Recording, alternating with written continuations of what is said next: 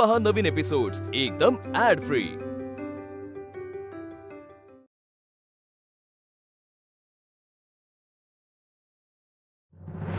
तुला एक अतिशय दुःखद बातमी सांगायला फोन केलाय। म्हणजे आनंदाची ना? आत्या गंमत करताय ना माझी? ए पण मला कळलंय हा, गेली ना मुक्ता? आर्या, आत्या देवालाच माझी दया आली ग। म्हणजे बघ ना, ज्या जागेवर माझा हक्क होता ती जागा त्या मुक्ताने हिसकावून घेतली। हे त्या देवाला सुद्धा बघवलं नाही आणि म्हणून त्याने तिला चांगलाच धडा शिकवला। आर्या ऐकून घ्या ती माझं, मुक्ता मेली नाही, जिवंत आहे। इतक्या किचकट ऑपरेशन मधून सुद्धा सुखरूपपणे बाहेर निघाली ती, वाचली ती।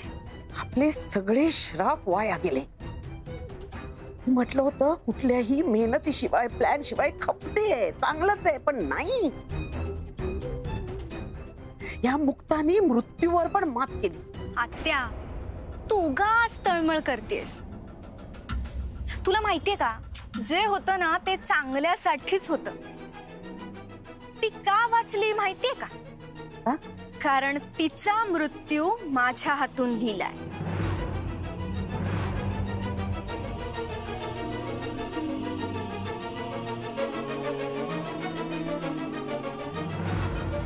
बघू, हा हा, अगं पाण्याचा तांबे आणला आणि भाकर तुकडे नाही आणले? आले आले, घेऊनच आले। आणि ऐका ऐका सगळेजण, मुक्ता इतक्या दिवसांनी छान असं सक्सेसफुल ऑपरेशन होऊन घरी येते, आनंदाचं वातावरण आहे की नाही? त्यामुळं आता सगळ्यांनी चेहऱ्यावर असं छान हसू ठेवा, असं हसून प्रसन्न चेहऱ्याने स्वागत करूयात। कोणाच्याही डोळ्यात पाणी येणार नाही याची काळजी घ्या।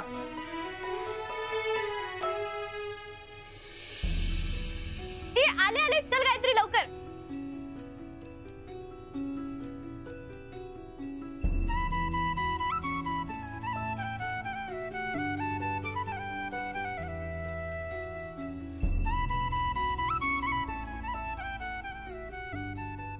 आई, काय नुसतं बघत राहणार आहेस का? ओवाळणार आहे, दृष्ट काढणार आहेस? विसरलेस बघ, हे पाण्याचा तांबे कुठे आहे ग?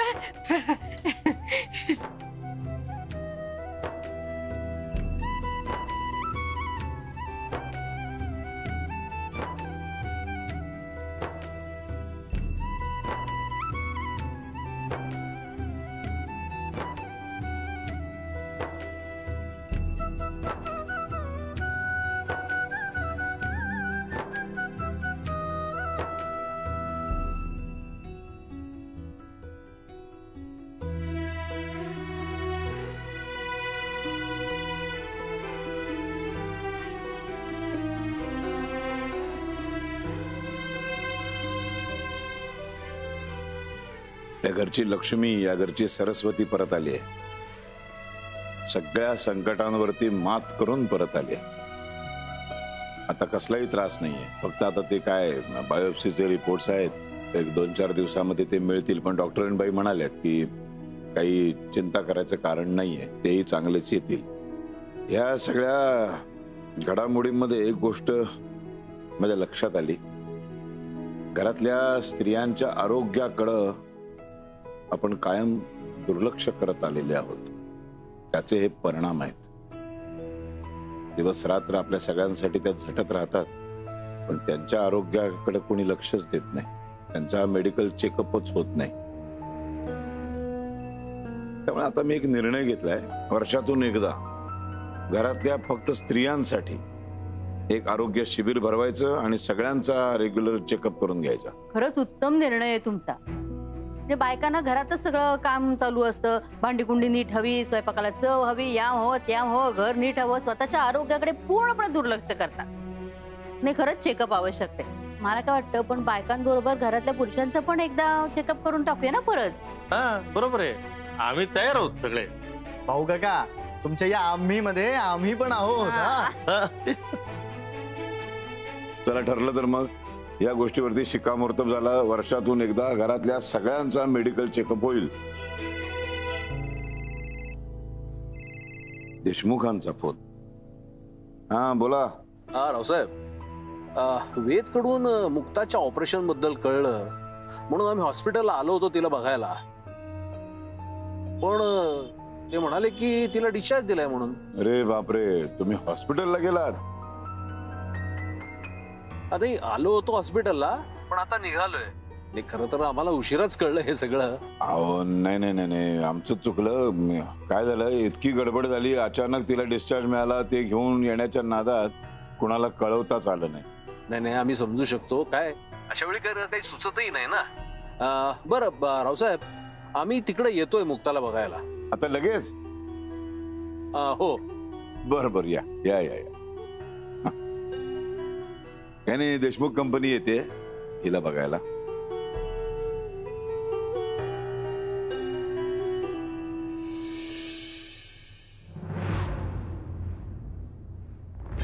हा ते आले.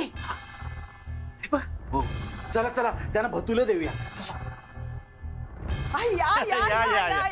नमस्कार नमस्कार. मुक्ताला भेटायला आलात ना? पण तुम्ही इकडे आउट हाऊस मध्ये काय करताय? आम्ही इथेच राहतो. हा, तुम्ही आउट हाऊस मध्ये राहता? इथेच राहतो असं म्हटलं का मी? नाही नाही, काय झालं, घरी खूप पाहुणे आलेत.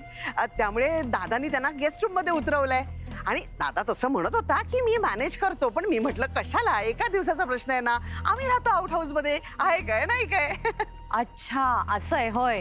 हो ना, असंच झालं.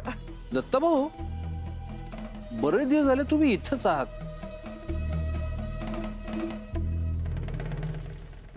सगळं ठीक आहे ना? नाही नाही, काही नाही. अहो बिझी आहे हो खूप मी. रेणुकाच्या लग्नासाठी खास इथे आलोय. एकदा का लग्न झालं ना की लगेच आम्ही जातो आमच्या गावा. तुम्ही मुक्ताला भेटायला आलात की नाही? झपटकन भेटून घ्या. चल.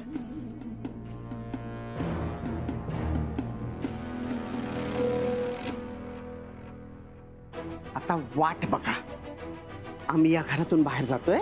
आम्ही फक्त या आउट हाऊस मधून आतल्या वाड्यात शिरणार आहोत. आतमध्ये काय? मुक्ताचे आई वडील आहेत ना. असू दे ना, आता तर खरी मजा येणार आहे. हो, वेदच्या आई वडिलांना माहिती नाहीये मुक्ताच्या घराण्याबद्दल. आतमध्ये गेलं ना की खरं पितळ उघड पडणार आहे.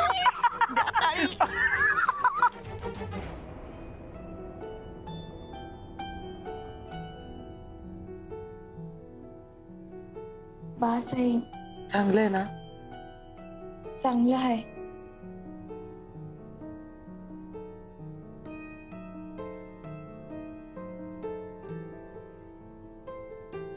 खरंच बास, हे म्हणलं ना, जात नाही मला. तुझ्यासाठी तांदळाची खीर पण केली. तुला आवडतं ना माझ्या हातची? आवडती, पण आता खरंच नको. मला खावंसं वाटलं तर मी तुला नक्की सांगेन. हा नक्की सांग बरं का. तुला काही खाऊ पिऊ घातल्याशिवाय तिला चैनच पाडणार नाहीये. अण्णा, मला कळतंय, पण मी म्हणते ना, मी नक्की सांगेन.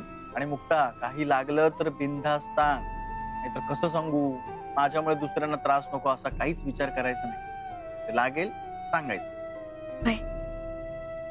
या या या. माफ करा, तुम्हाला त्रास दिला. घाईघाईत आम्हाला डिस्चार्ज मिळाला आणि घरी घेऊन आलो मुक्ताला, त्यामुळे तुम्हाला कळवलं नाही. तुम्ही तिथे गेलात आणि तिथून डायरेक्ट इथे आलात. त्रास झाला तुम्हाला, सॉरी. अहो रावसाहेब, त्रास कसला त्यात? आणि हे बघा, फॉर्मल वगैरे काही बोलू नका. अहो अशी तशी मुक्ता आमची नातेवाईकच होणार आहे ना. नाही काय, वेदकडून कळलं, आम्हाला राहवलं नाही, खूप वाईट वाटलं. हो ना, जसं कळालं तसं लगेच निघालो आम्ही भेटायला. बरं, आता तब्येत कशी आहे? छान आहे, छान आहे एकदम. काही नाही, बसा ना, बसा. अहो नाही, राहू दे. रेणुका, औक्षवंतो.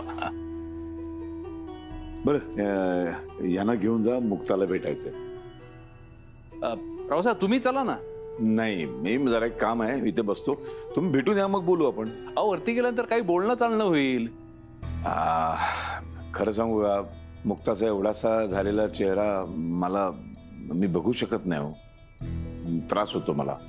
मग मी काहीतरी वेड्यासारखं बडबडत बसतो, त्यामुळं नकोच ते. तुम्ही जाऊन या, मी ते वाट बघतो तुमची, मग आपण बोलू. ठीक आहे, जा. चल. हा जा.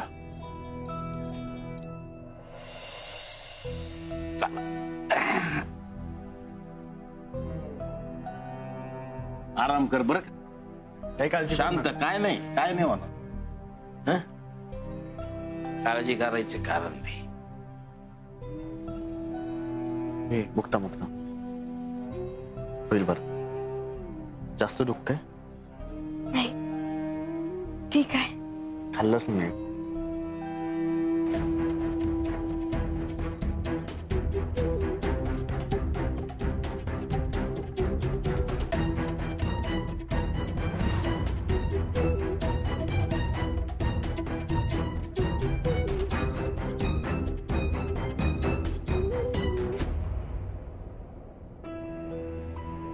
ते सूप घेतलंय आता तिने. बरं वाटतंय तिला आता. आलो तो ये.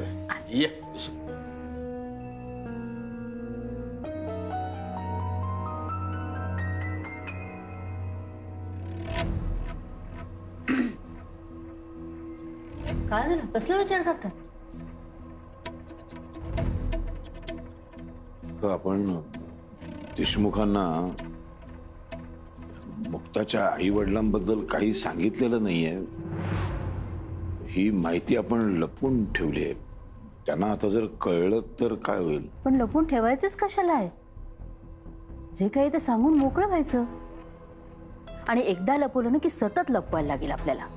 आणि मला नाही वाटत मुक्ताच्या माहेरच्या परिस्थितीबद्दल त्यांना काही हरकत असेल.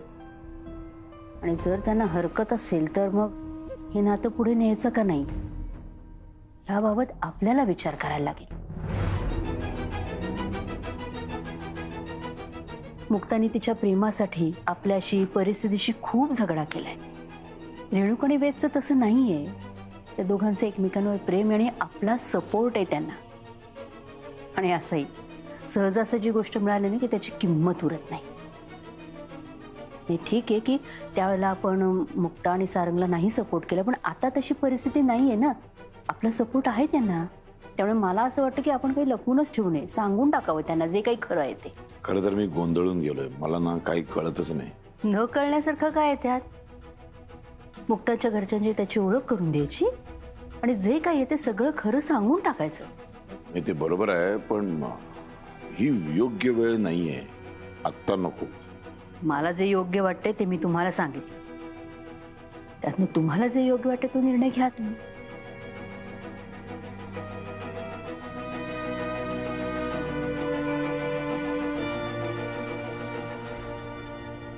मुक्ता, आता कशी आहे तब्येत तुझी?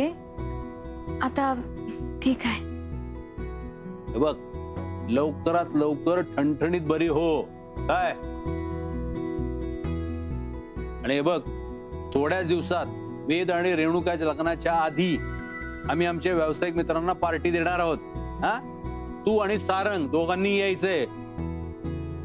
कुठलीही कारण चालणार नाहीत, कळलं का? नाही, तोपर्यंत वाटण बरं. आम्ही नक्की येऊ.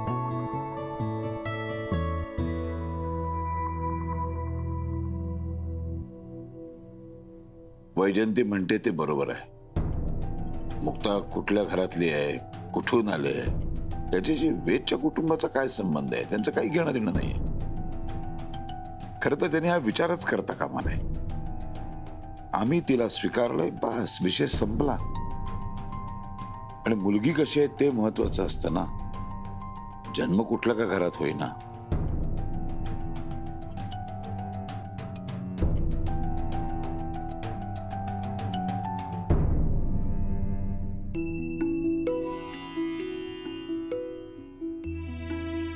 रावसाहेब, अरे या या या या.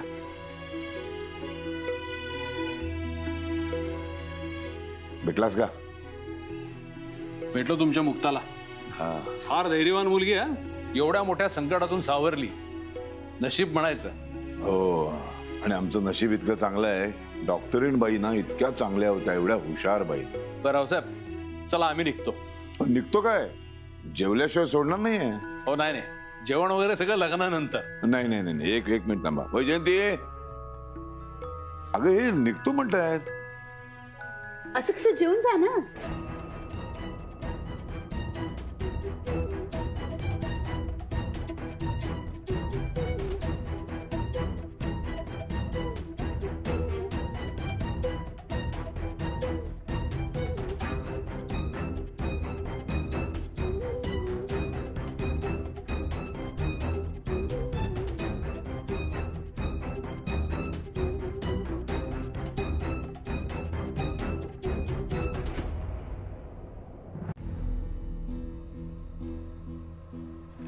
हो काय झालं? म्हणजे जेवून नाही जाणार हा? खरंच नाही. पण निदान चहा कॉफी तरी करते पटकन. नाही अहो खरंच मला पुण्याला निघायचंय, महत्वाची मीटिंग आहे, आम्ही निघतो. मला ना फारच कसं तरी होतं की तुम्ही काहीच न खाता पिता जाताय. बरं ठीक आहे, जायचंच म्हणताय? हो ना. ठीक आहे.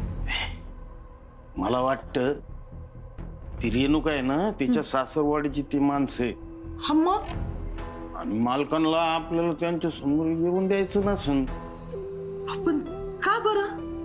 काय म्हणजे यार, मोठी लोक आहेत ती आणि आपण हे असे. विचित्र नाही का वाटणार ते? चला रावसाहेब, ठीक येतो. चला.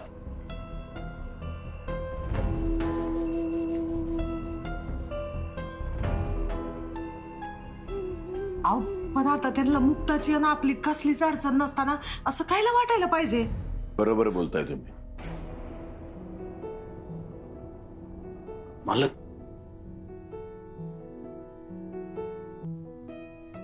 तुमच्या सगळ्यांचा मी एकदा स्वीकार केल्यानंतर असं बोलणं, असं वागणं हे चुकीचं आहे, मलाही कळतंय.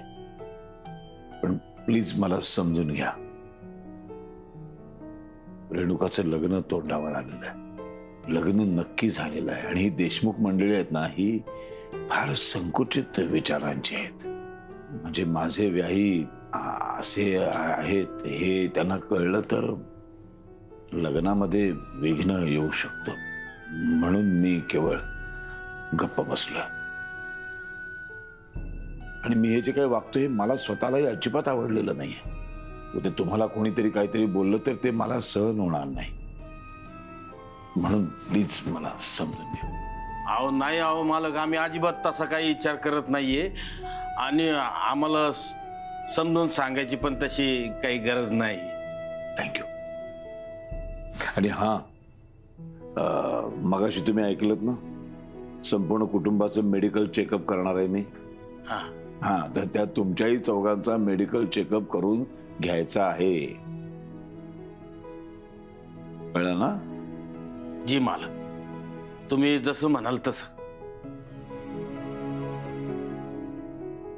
तुला माहितीये का, मुक्ताला भेटायला इच्छा करते आले होते आणि तेव्हा मुक्ताचे आई वडील इथे घरातच होते. मग पाहिलं का त्यांनी? नाही ना, समोरासमोर आलेच नाहीत ना ते.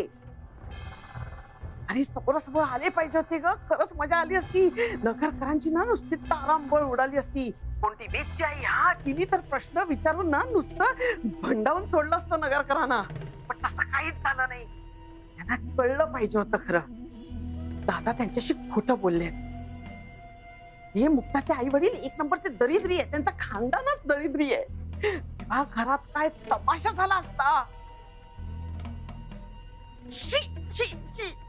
तमाशा मिस केला यार.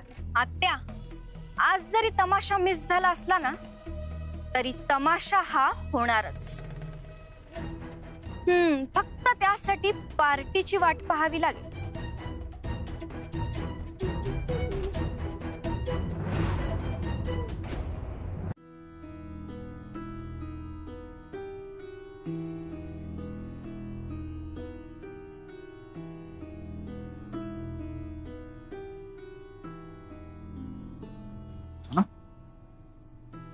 झोपा. सावकाश सावकाश.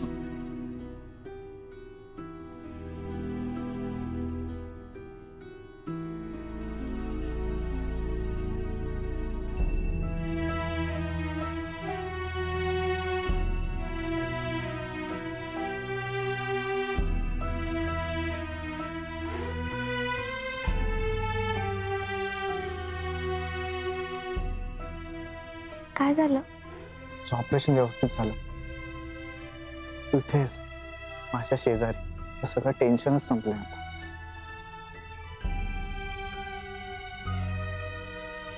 तुम्ही ना माया सत्यवान आहात. तुमच्या प्रेमानं या सावित्रीला कुठे जाऊच दिलं नाही. कुणाचीच हिंमत नाही आपल्याला एकमेकांपासून लांब करण्याची. आणि लांब जाण्यासाठी केवढा लढा करून आपण एकत्र आलो. तुम्ही ना मायावरचे प्रेम अजिबात कमी होऊ देऊ नका, नाहीतर मी खरंच लांब निघून जाईल.